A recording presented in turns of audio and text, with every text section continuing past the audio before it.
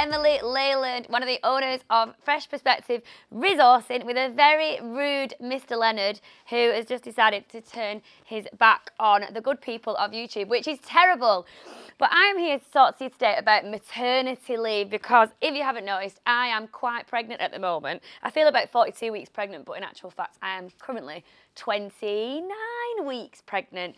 But here's my baby number 2, and I wanted to speak to you about what you do as a business owner when you get the news that you are up the duff, and what the best course of action is. And literally Jake, who is filming this video right now, was like, when his partner was pregnant, and obviously they run a business together, he said there was absolutely nothing online about what to do as a business owner when you are pregnant. And don't follow what I say, because I'm probably the least organised person you will meet. Well, maybe not the least, but, you know, I'm not organised.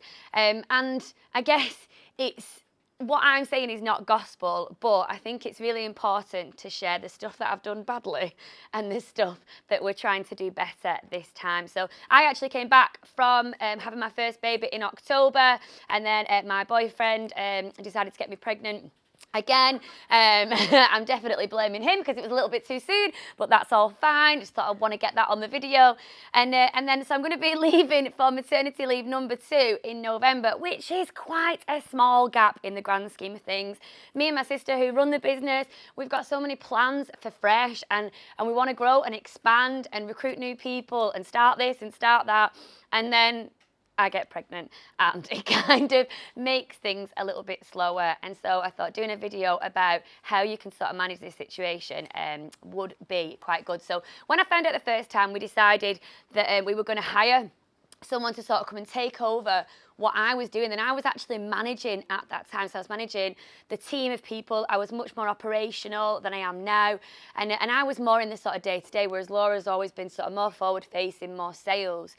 So we hired a manager, and we brought her in, and I spent so much time updating all the processes, training her up. Then she didn't come back. She joined us, came for a few weeks. I spent so much time beforehand and during, and then she didn't come back, and we were like, oh my goodness, I'm literally leaving. Well, I'd already left at this point. So we were in the shit. We were like, what are we gonna do? And then we thought, right, we need to sort of revisit our current team and see if there is anyone that we could promote internally. And we had a superstar working for us at the time. Her name is Vicky, and she is still here. But she'd only been with us a year. So it wasn't a natural progression for her to then do what I was doing, because, you know, I've been here since day dot. But we talked about it, and we put her on a progression route, and basically she did it, and did it with bells on. And luckily we had that support internally. But obviously if we hadn't have done, I'm not really sure what would have happened, because it's not like, you know, once you're going to have your baby, you can't come into work. I mean, I had a planned C-section, and so physically I wasn't, as much as I'm quite a fit person and I was up and about, there was no way I could come into the office, absolutely no way at all. And even if you're having a more of a natural birth, the last thing you're thinking about is work. Like, your world has literally changed overnight. No one can prepare you for how it feels when your baby comes into the world. You literally don't think about anything else. You don't even think about eating. You just think about this baby and what you need to do to keep this baby alive and well. And you can't think about work. And even though work was left in quite a stressful position, we were worried about the future of it. I still couldn't put myself in that situation, and that obviously left a lot to my sister, my business partner. It left a lot on her shoulders, but luckily Vicky stepped up, and it was the best thing that could have happened to Fresh. And so I guess the advice that's coming out of that particular example is, if you're in a situation like this and you're trying to replace yourself with someone brand new to come in and fill your shoes while you're off doing your thing with your new baby, it might be worth looking at what your current staff are saying. Is there anyone in the business that you think, do you know what, maybe they can't step into my shoes fully, but they're well equipped to be able to do some of this stuff, and then that's an amazing progression route for them. They've got more autonomy, more responsibility, and they will just feel like part of the business. And so it absolutely worked for us. But I guess where that was weird, then I guess the sort of, not downside, but the weirdness was when I came back, my role in my business had changed. So Vicky was managing, and I should have stopped managing people a long time ago. I'd completely run out of patience and tolerance and empathy, and I should have been doing what I was good at, because management was not that. So it gave us that sort of review and reflection process as well, which is really positive. But I came back and I was like, God, I felt like a spare part. I felt like I don't really know who I am in my own business. Imposter syndrome was rife. And I guess what I wished I'd done, and I'm trying to give you advice through stages because you might not want to listen to me rabbit on for 15 minutes, but what I wish I'd done is I did come in with my little girl, but I kind of just came in with her, and obviously I couldn't work or couldn't get to grips with the new changes, and I came in just to sort of be with the team, but it was nothing to do with work, if that makes sense. So when I actually came back, it was like bam. I kind of put myself in a corner. I felt really strange. I didn't feel like I belonged. And I think going back and doing it all again, I would have come in and blocked out days, so return to work days, whatever you want to call them, but come in, immerse yourself, book meetings, book one-to-ones, figure out what's happening.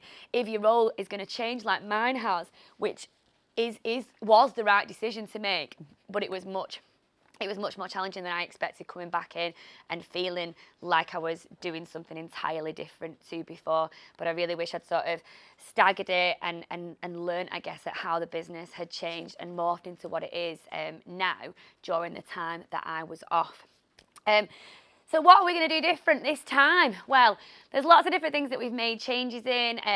I'm much more sales and forward facing. So me and Laura are quite similar in our roles, but obviously we head up different parts of the business. But already I'm trying to do a handover process. So we've got a PA who supports me and Laura. So I'm working with her on a kind of regular basis when we can book it in my calendar, because I'm always so flipping busy. But we've basically listed all the things that I do in the business and that I'm going to be doing before I go on maternity leave. And we're looking at who can support those whilst I'm off. And it's not necessarily just going to fall to Laura, but then we can start thinking about other people in the business and how they can progress, whether it's a bit of sales or a bit of marketing or looking after the podcast or looking after our networking event or supporting with the freshies. That all needs listing down, and we need to create ownership for those different parts of the business. So it's not just, Laura referred to me leaving the business like leaving an Emily-shaped hole. And I don't think she meant that in a positive way. So we need to make sure that the Emily-size shaped hole that's leaving the business this time is smaller and less impactful. So prepping before you go. Because as an employee, and I'm not saying that every employee would be like this, but it is easier to shut off. I feel like I might get grief for that. But you're not responsible for the business. You might be responsible for a lot of what you do in the business, but ultimately it probably is a section of the business. Whereas with me and Laura, it's that constant sort of overseeing of the business. And when 50% of that has gone, that someone else needs to pick up that, and it can't just go to your business partner or the second in command. It's got to be spread out across the team, and I guess that's what we're doing that's different this time, and just trying to plan for it, because I'm going to be heading up sales and marketing going forward, which is super exciting. It's a change that is really good, but obviously it's kind of come a little bit late, so it's almost like I can still do that in the couple of months that I've got left, but then we also need to pass that over. But I think the main things with this are booking in days where you come into work, which is quite nice sometimes. I mean, I know some people don't want to be without the baby for a good few months, and I'm not saying it needs to be early on, but you know, after 3 months, try and come in for a couple of hours, try and get used to coming back, because that imposter syndrome really does kick in and doesn't make you feel very good when returning.